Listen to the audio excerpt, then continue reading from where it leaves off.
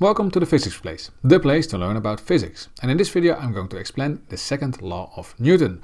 You already saw pictures like this where you have a plane with different forces, and we will look into those forces and what the effect will be of those forces on this plane.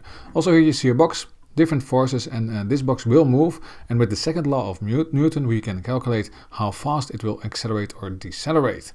In this example, we see a box, and when you start pushing the box, there will be a force from you on the box, but the box will not start moving immediately. As you can see, there will be also some frictional forces as a reaction to your force.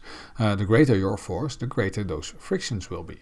In this case, they are equal, and we learned in the previous video that when they are equal, this box is either stationary or going at a constant speed. Well, as it was already stationary, it will stay stationary. So now the acceleration is 0 meters per square second, or per second square, sorry.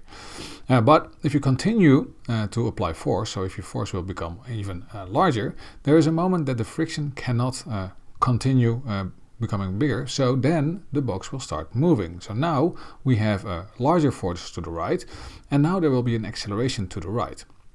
And I already talked about this in the previous video. Now we are going to calculate the acceleration. So there's an actual equation for this. This is also called a net force. So if there's a net force on an object, so if there's a bigger force than zero, in this case a net force, the object will start accelerating in that direction. So in this case, the object will start to accelerate to the right and the box will start to move. This is also called the second law of Newton, and this is the equation with it. F equals m times a.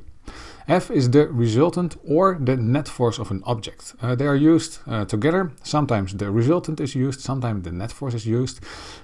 They are the same, but they're also a bit different. Usually one of the two is used, so check your school book to check which one you use. There's a little bit of difference. I will not go into that because that's really high level physics. So when you see them, you can just know that either of these two can be used for the second law of Newton. We have m, the mass of the objects, in kilogram, and we have a, the acceleration of the object, and it's in meter per square second. And you can either write it like this or like this. I don't know which one you're used to. Both are good and both are the same. So let's try an exercise. While checking your phone in space and not dying, you are pulled to the Earth due to its gravitational force. Calculate the acceleration you have towards Earth. So we have Earth here, and Earth is very large mass, so it will have a gravitational pull. And you can see here that somebody is in space with a mass of 80 kilograms and with a gravitational force of 10 newtons. And that's the only force on this object. So this is also the net force or the resultant force, and that's the one we will use to calculate the acceleration. We have the net force, 10 newtons. We have the mass, 80 kilograms, and we have this equation. And as you can see, we now want to calculate the a here, the acceleration, so we have to rebuild it. I use this one. 6 is 2 times 3. It has the same build, and we now want to know the 3, the a. So we do 6 divided by 2, or f divided by m. So it will look like this. A, the acceleration, is the net force divided by the mass. So now we can put our data into the equation. 10 divided by 80, and we have 0.125 meters per second square. So this will be the acceleration. And of course, when you get closer to Earth, the gravitational force will also become larger and larger. So your acceleration will also become larger and larger until you finally hit the Earth with a very, very great speed.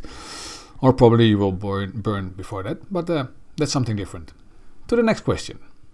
This plane has a mass of 180,000 kilograms, and it's propelled by 2 engines that have the same force. Calculate the force in kilonewton of one engine when the acceleration of the plane is 1.85 meters per second square. So this plane has an acceleration, and that means that there is a net force which is forward. So there's a net force larger than the force pulling it back, and that net force has to do with those 2 engines which have a greater force than this air draft, the resistance of the air. So this one we have to calculate, and if we know that one, then we know, divided by 2, how much each engine, how much force it has. So first we have to calculate how much force is being used for the acceleration. We know the mass, 180,000 kilograms, just like given here, and we know the acceleration, 1.85 meters per second square. And we now need to calculate how much force you need to get this acceleration when you have this mass. So we need to calculate the force, which is just the mass times the acceleration. So we can put our data in, and then we know that it is 333,000 newtons, or 333 kilonewtons. And we will do it in kilo because that's also what the answer has to be, and we also have this one in kilonewtons. So now we know that we need an extra force of 333 kilonewtons to have this acceleration, and that's above this one. So we need an extra force above the 207 of 333 kilonewtons, and that's the force that is being made by these two engines. So the forward force is the net force, which we have just calculated here, plus the force backwards, this one. So in total, these two engines need to make a force of 540 kilonewtons. That part of it here will be taken by the air resistance, and the rest will be used for the acceleration, which was given here. So this is for both engines. So now we divide by 2, and we now know that one engine has a force of 270 kilonewton, and that's per engine. Now there was already a little bit more difficult question. This one is really a lot more difficult. So try it for yourself, pause the video, try if you can find out. You also need some other equations from my other videos, which has to do with motion. Let's see if you can do this, because this one is hard. You're shooting a bow, the arrow has a mass of 35 kilograms, and it experiences an average force of 120 newton. Calculate the speed with which the arrow leaves the bow after being drawn back 73 centimeters. So we draw it back, then we let it go, and then for 73 centimeters there's a force of 120 newtons and a mass of 35 grams. So first we see what information we have gotten. We've gotten the mass 0.035 kilograms, because we have to go to kilograms and not to grams. We have divided this by 1,000.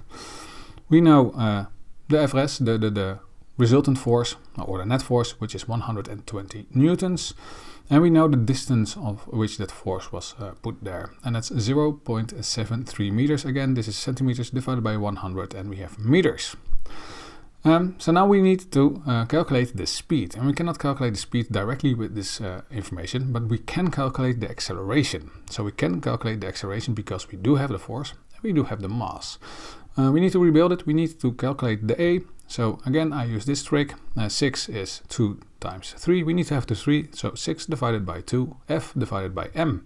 So the acceleration is Fres divided by M. We put in the information we have, 120 divided by 0.035, and we have an acceleration of 3,429 meters per second square, which is a very, very big, very large acceleration. But remember, it will be only there for a very short time, because within a few milliseconds or even a few tenths of seconds, this arrow will have left the bow, and then it will not accelerate anymore.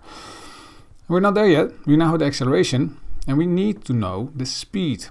To calculate the speed with which the bow leaves the arrow leaves the bow. So we need to calculate the speed, the final speed. So the initial speed, we know that, or velocity, that's 0 meters per second, because it was just standing waiting there to be let go. And we need the acceleration and the time, and we don't have the time yet. So we do have the acceleration, we do have the distance on which that acceleration was taking part, but we don't have the time yet. And therefore we actually need another equation. I told you this was a difficult one. And that's this one. The displacement equals half times acceleration times the time in square. And this one we can rebuild, because we have the displacement, we have a half, of course, we have the acceleration, and the time is the only unknown one. So we can rebuild it into this. How do we do this? We need to have the time alone. So first we do times 2. So the half becomes a 1, and times 1 you can just make it disappear. So we do times 2. So that's why it says delta x times 2. Then we divide by a. So there's divided by a. And then we still have the square here. So we do root square. And then we have the t. Now we can put our data into this.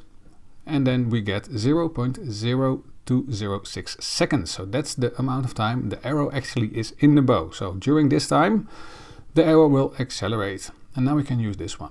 We have the initial speed, which was 0. We have the acceleration, which is given here. And we have the time, which is given here. So we can use this equation. Of course 0, because that was already standing still, plus the accelerated times the time. And we now know that the end velocity, so the final velocity, is 71 meters per second. Yeah, this is a difficult one. Of course, this is how we start with the video, and these are different equations which also are used with the second law of Newton, so you should be also aware of them. If you don't, look at my other videos where I explain them separately. That's it. I hope you found this video useful. If so, please let me know that you found it useful, and of course don't forget to subscribe for more videos.